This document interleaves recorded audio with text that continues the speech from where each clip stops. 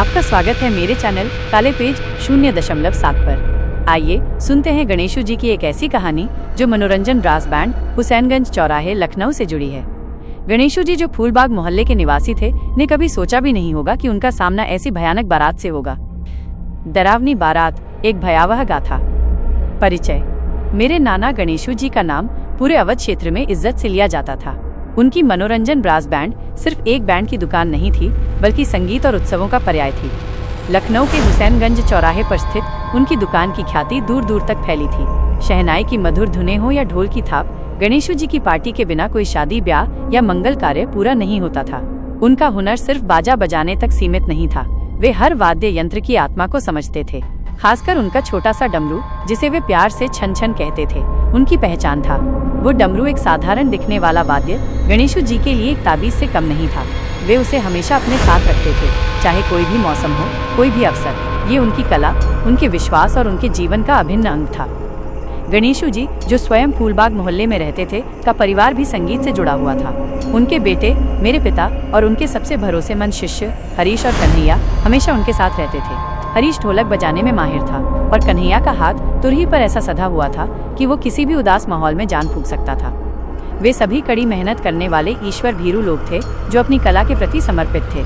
उन्हें लोक कथाओं और पुरानी कहानियों पर विश्वास था, लेकिन उन्होंने कभी नहीं सोचा था कि वे स्वयं किसी ऐसी डरावनी घटना का हिस्सा बन जाएंगे। अनहोनी की दस्तक। एक सर्द रात थी, फाल्गुन का महीना था और हवा में हल्की ठंडक घुली हुई थी। लखनऊ शहर की गलियां सुनसान थीं। तारे आसमान में टिमटिमा रहे थे, जैसे किसी अदृश्य दुनिया के चश्मदीद गवाह हों। गणेशू जी और उनके बेटे मेरे पिता अपनी दुकान मनोरंजन ब्रास बैंड में बैठे थे, जो हुसैनगंज चौराहे पर स्थित थी। वे अगले दिन की बुकिंग के लिए कुछ पुरानी शहनाइयों को चमका रहे थे। तभी दरवाजे पर एक अजीब सी धीमी सी खटखटाहट हुई, इतनी हल्की कि शुरू में लगा शायद हवा का झोंका होगा, लेकिन फिर वही आवाज दोबारा आई, थोड़ी और स्पष्ट।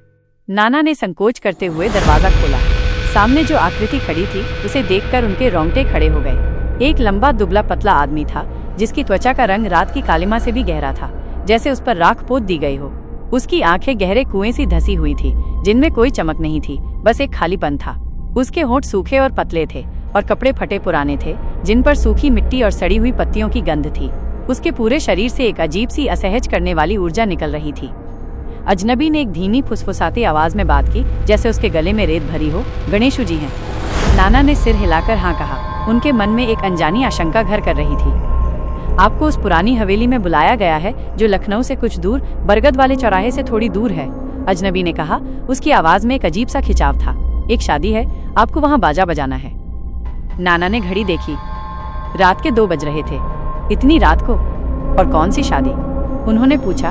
उनकी आवाज में संदेह स्पष्ट था। आमतौर पर बैंड बुकिंग दिन के समय या शाम तक हो जाती थी, आधी रात को कोई शादी कैसे हो सकती है?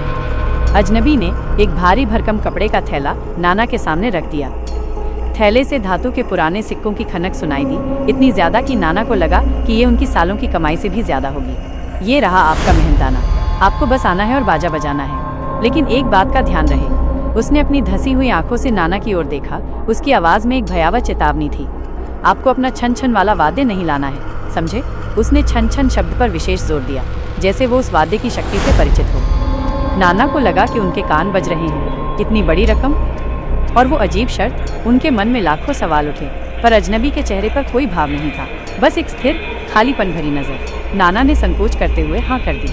इतनी बड़ी रकम को ठुकराना उनके लिए मुश्किल था, खासकर तब जब उनके घर में कुछ दिनों से आर्थिक तंगी चल रही थी। अजनबी ने एक गहरा अर्थपूर्ण इशारा किया। उसके होंठ एक भयानक मुस्कान में फैले, जो उसकी बेजान आंखों से बिल्कुल मेल नहीं खा रही थी। फिर वो अंधेरी रात में तेजी से गायब हो गया, जैसे कभी था ही नहीं। पीछे छोड़ गया सिर्फ हवा में तैरती मिट्टी और सड़ी हुई पत्तियों की दुर्गंध, और नाना के मन में एक गहरा डर। यात्रा, भय का रास्ता। अगली सुबह सूरज निकलने से पहले ही गणेशू जी ने अपने पिता और हरीश व कन्हैया को सारी बात बताई। हरीश, जो अक्सर कहानियों पर विश्वास करता था, थोड़ा घबरा गया था। नाना जी, ये ठीक नहीं लग रहा। कोई आधी रात को ऐसे शादी कैसे करता है, और छन छन न लाने की शर्त? उसने अपनी चिंता व्यक्त की। कन्हैया, जो थोड़ा ज्यादा बहादुर था, बोला, अरे हरीश, चुप कर। इतनी बड़ी रकम मिल रही है, कौन छोड़ता है? हो सकता है कोई बहुत बड़ा आदमी हो जिसे अपनी शादी गोपनीय रखनी हो। मेरे पिता, जो हमेशा नाना के फैसलों का सम्मान करते थे, बोले, जो भी हो पिताजी, हम सतर्क रहेंगे। नाना ने भी सोचा कि शायद ये किसी अमीर और रहस्यमय परिवार की शादी होगी जो अपनी गोपनीयता बनाए रखना चाहता है। उन्होंने छन छन डमरू को घर पर ही छोड़ दिया, लेकिन उसे अपनी पुरानी अलमारी में एक ताबीज की तरह छिपा दिया। वे नहीं जानते थे कि उनका ये छोटा सा निर्णय कितनी बड़ी मुसीबत में डालने वाला था। सुबह होते ही वे एक पुरानी बैलगाड़ी में अपने वाद्य यंत्रों के साथ निकल पड़े। रास्ता गांव से बाहर घने जंगलों की ओर जा रहा था। जैसे जैसे वे आगे बढ़ रहे थे, सूरज की रोशनी कम होती जा रही थी और पेड़ों की छायाएं लंबी और डरावनी होती जा रही थी। हवा में अजीब सी खामोशी थी, सिर्फ पत्तों की सरसराहट और उनके पैरों की आहट सुनाई दे रही थी। पक्षियों का कलरव भी बंद हो गया था, जैसे कोई अदृश्य शक्ति उन्हें चुप करा रही हो। आखिरकार वे उस स्थान पर पहुंचे, एक पुरानी जर्जर हवेली जो दशकों से वीरान पड़ी थी। हवेली के चारों ओर जंगली बेलें और झाड़ियां फैली हुई थी और उसकी दीवारें काई से ढकी थी। हवा में एक अजीब सी सड़ी हुई गंध थी, जैसे पुरानी मिट्टी और सड़ते हुए मांस की गंध हो। वातावरण में एक भयावह सन्नाटा पसरा था जो हड्डियों तक सिहरन पैदा कर रहा था। हवेली के पास ही वो विशालकाय बरगद का पेड़ खड़ा था, जिसकी जड़ें जमीन में गहरी धसी हुई थी और जिसकी विशाल शाखाएं आसमान की ओर फैली हुई थी, जैसे वो किसी प्राचीन राक्षस की भुजाएं हों। उसकी लटकती हुई जटाएं किसी भूतिया आकृति की तरह लग रही थीं। हवेली के अंदर जाने पर उन्हें लगा जैसे वे किसी समय शून्य में प्रवेश कर गए हों। अंदर अंधेरा और धूल भरा था और हवा में नमी थी। कुछ लोग वहां पहले से मौजूद थे, जिन्हें देखकर उनके रोंगटे खड़े हो गए। वे सब अजीबोगरीब दिख रहे थे।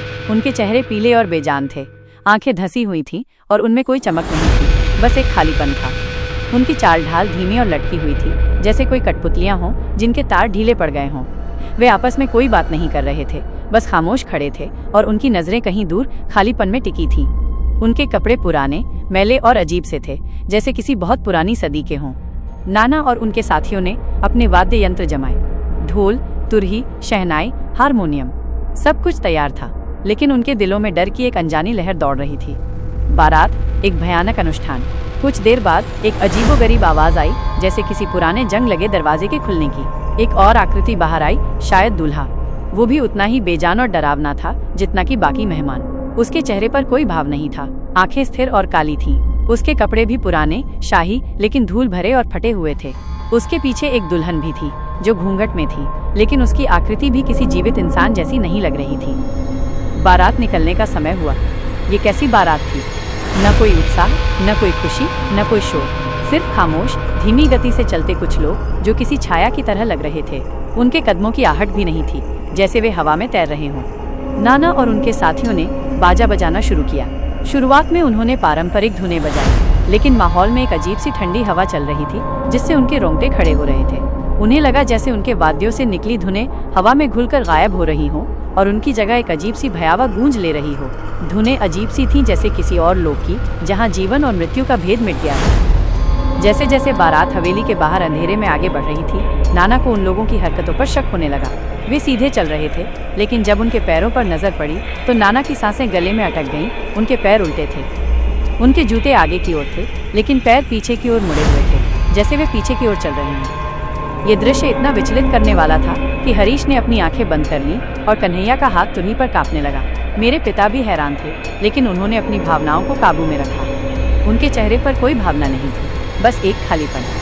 कुछ लोगों के शरीर से हल्की सी सड़ी हुई गंध आ रही थी, इतनी हल्की कि शुरू में लगा शायद ये आसपास के जंगलों की होगी, लेकिन अब वो तेज होती जा रही थी। संगीत की धुनें तेज हो रही थी और हवा में एक अजीब सी बदबू घुल रही थी, जैसे पुरानी कब्रों से आ रही हो या सड़े हुए फूलों की। नाना ने हिम्मत करके थोड़ा और करीब से देखा। एक व्यक्ति का चेहरा पूरी तरह से काला पड़ चुका था और उसकी आंखें लाल अंगारों से दहक रही थीं, जैसे किसी आग की भट्टी से निकल रही हों। उसके बाल बिखरे हुए थे और उसकी उंगलियां लंबी और नुकीली थीं, जिन पर काले नाखून थे। नाना की रीढ़ में एक ठंडी सिहरन दौड़ गई। उन्हें अचानक उस अजनबी की बात याद आई, माइनस आपको अपना छन छन वाला वाद्य नहीं लाना है। उन्हें एहसास हुआ कि ये कोई साधारण शादी नहीं, बल्कि भूतों की बारात है। वे सभी जो उनके सामने थे जीवित नहीं थे, बल्कि आत्माएं थीं जिन्होंने किसी भयावह अनुष्ठान के लिए ये रूप धरा था। उनके दिमाग में एक बिजली सी कौंधी। डमरू, उनका छन छन, ये सिर्फ एक वाद्य नहीं था, ये एक आध्यात्मिक कवच था जिसे उनके पूर्वजों ने उन्हें दिया था। वे अपनी जान बचाने के लिए, अपने परिवार को बचाने के लिए कुछ भी करने को तैयार थे। मुक्ति की धुन, छन छन की वापसी। नाना ने बिना किसी को बताए अपनी जेब में हाथ डाला, जहां उन्होंने हमेशा एक छोटी सी पोटली में कुछ शुभ धागे और एक छोटा सा सिक्का रखा था, ये सोचकर कि शायद किसी अनहोनी में ये काम आ जाए। लेकिन इस बार उन्हें छन छन की जरूरत थी। उन्हें याद आया कि उन्होंने उसे घर पर ही छोड़ दिया था। एक पल के लिए उनके चेहरे पर निराशा छा गई, लेकिन फिर उन्हें याद आया कि सुबह हड़बड़ी में उन्होंने डमरू को पूरी तरह से अलमारी में नहीं रखा था, बल्कि वो बस बाहर ही रखा था और वे उसे अपनी जेब में रखना भूल गए थे। इसका मतलब था कि डमरू अब भी उनकी पहुंच में था, बस दुकान पर। नाना ने हरीश और कन्हैया को आंखों ही आंखों में इशारा किया। वे दोनों समझ गए कि कुछ गड़बड़ है। नाना ने एक पल भी बर्बाद किए बिना धीरे धीरे अपने वाद्य यंत्र को एक तरफ रखा और बहाना किया कि उन्हें पेशाब जाना है। वे तेजी से उस दिशा में भागे जहां से वे आए थे। उनके पीछे भूतिया बारात आगे बढ़ रही थी। उन्हें अंदाजा भी नहीं था कि गणेशू जी क्या करने वाले हैं। वे अपनी दुकान मनोरंजन ब्रास बैंड पर पहुंचे, जो हुसैनगंज चौराहे पर स्थित थी। उनका दिल जोर जोर से धड़क रहा था। उन्होंने तेजी से दुकान खोली और सीधे उस अलमारी की ओर बढ़े जहां उन्होंने डमरू रखा था। उन्होंने उसे उठाया और उसे अपने सीने से लगा लिया। डमरू छूते ही उन्हें एक अजीब सी शक्ति और शांति का अनुभव हुआ। वापस लौटते हुए उन्होंने देखा कि बारात अब बरगद के पेड़ के पास पहुंच गई थी। वातावरण और भी भयावह हो गया था। हवा में चीखने और फुसफुसाने की आवाजें गूंज रही थीं, जो किसी के कान में जहर घोल रही थीं। उन लोगों की आंखें अब और भी ज्यादा लाल हो गई थीं और उनके चेहरे पर एक भयानक क्रोधित अभिव्यक्ति आ गई थी। ऐसा लग रहा था जैसे वे अपनी असली पहचान दिखाने वाले हों।